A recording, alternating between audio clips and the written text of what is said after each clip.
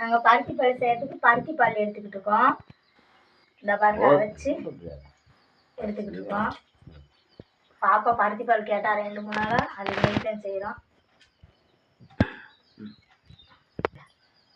பருத்தி பால் நாங்கள் அரைச்சி எடுத்தோம். இப்போ பாருங்கள் பருத்தி பால் பண்ணுறேன். பருத்தி பாலை ஊற்றிக்கிறேன்.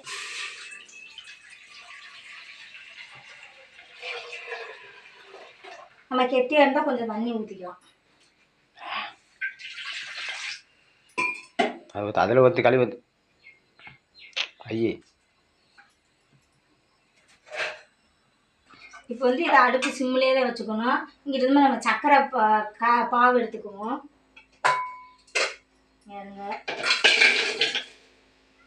நமக்கு வேணுன்ற அளவு சக்கரை இனிப்பு போட்டுக்கோங்க.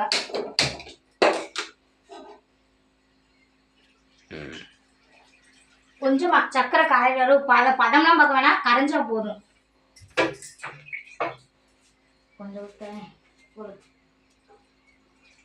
விட்டு இந்த பக்கம் தேங்காய் திரி வச்சுருக்கோம். ஏலக்காய் சுக்கு வச்சுருக்கோம், தட்டி வச்சுருக்கோம். இது வந்து பச்சரிசி கொஞ்சம் ஒரு 1/4 டம்ளர் 1/2 டம்ளர் எடுத்து அரைச்சி பார்த்தீங்களா இந்த மாதிரி பாருங்கள் பதம் வந்துருச்சு.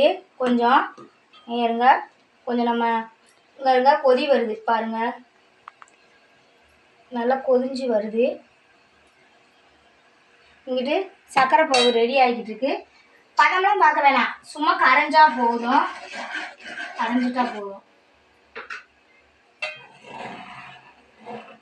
கொதி வருது, கொதி வந்து வைக்கிற பக்கத்தில் காமிங்க.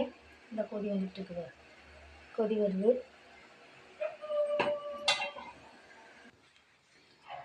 அரிசி மாவு ஊற்றிக்கலாங்க. பாருங்கள் அரிசி மாவு ஊற்றிக்கிறேன். அரிசி மாவு ஊற்றிட்டோம். இப்போ பாருங்க கிண்டிக்கிட்டே இருக்கணும், கிண்டிக்கிட்டே இருக்கணும். ஏன்னா சிம்மிலே வச்சிடணும், அடுப்பை ஃபுல்லாக வைக்கக்கூடாது, அடி பிடிச்சிரும். கொஞ்சம் நேரம் பாருங்க அழகாக வரும், தண்ணி மாதிரி வந்துடும். இப்போ கொதிச்சிடணும், நல்லா ஆடை மாதிரி வரும் பாருங்கள். இப்போ நல்லா ஆடை மாதிரி வருங்க பாருங்கள். அப்புறம் காமிக்கிறேன் பார்த்திங்கன்னா. இது வந்து நம்ம மேலே ஆடை மாதிரி வருங்க. அந்த டயத்தில் நம்ம காய்ச்சி வச்சுருக்க சக்கரை பாவு பாருங்கள். பதம்லாம் இல்லைங்க, அப்படியே காய்ச்சி தண்ணி மாதிரி தான் இருக்கும். அப்படி இருக்கிறத எடுத்து இப்போ பார்த்திங்கன்னா நல்லா கொதிக்குது பாருங்கள், நல்லா கொதிச்சிட்ருக்கு. இந்த பதத்தில் நம்ம வந்து இந்த சக்கரை பாவை காய்ச்சி வச்சுருக்கோம் பார்த்திங்களா, இதை இருத்து எடுத்துட்டேன் பாருங்கள். இதை கூட நான் கலந்து விட போகிறேன். பார்த்திங்கன்னா இடிக்குது, நல்லா கலந்துடணும். இது கூட கலந்து விட்டு நல்லா கிண்டணுங்க. கிண்டிட்டு பார்த்திங்கன்னா பருத்தி பால் ரெடி ஆயிடுச்சு. அவ்வளோதாங்க, பார்த்தீங்களா சூப்பராக இருக்குங்க. டேஸ்ட் பண்ணி பார்த்துட்டு சொல்கிறோம், உங்களுக்கு ரெடி பண்ணிவிட்டு காமிக்கிறோங்க. பாருங்கள் கொதிச்சிச்சு, நல்லா பதத்துக்கு வந்துடுச்சு. இப்போ பார்த்தா நம்ம தேங்காய் ஏலக்காய் சுக்கு எல்லாம் இடித்து வச்சுருக்கோம், இதை போட்டுக்குருவோம்.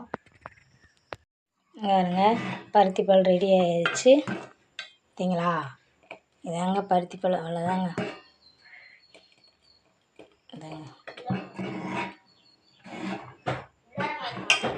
காலையிலே பருத்தி பால் ரெடி ஆகிடுச்சு. பாப்பா ஸ்கூலுக்கு கொடுத்து விட்டுக்கலாம்.